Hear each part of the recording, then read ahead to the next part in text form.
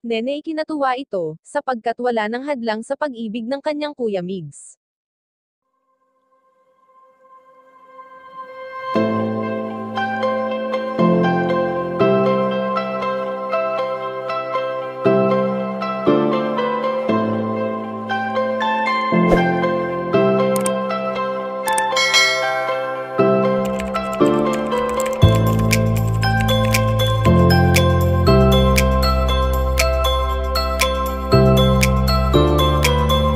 Naging usap-usapan nga ngayon sa mundo ng social media ang pangalan ni Bunso Migs Malino dahil sa sunod-sunod na blessings na kanyang natatanggap.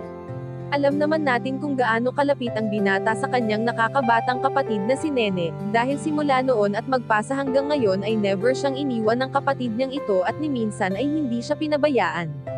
Ganyan nga hinahangaan ng karamihan ang pakikisama sa isa't isa ng buong pamilya Malino at sa ganitong paraan nga, ay makikita natin ang kahalagahan ng bawat isa sa kanila.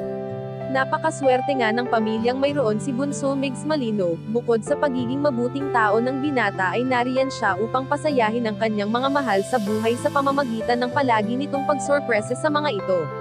Hindi naman lingid sa ating kaalaman na noon pa man ay ganito na ang pag-uugali ni Bunso Migs Malino noong kasama niya pa ang kanyang prinsesa na si Cutie Mahal dahil ni minsan ay hindi ito napagod na alagaan at intindihin ang kanyang dating katambal.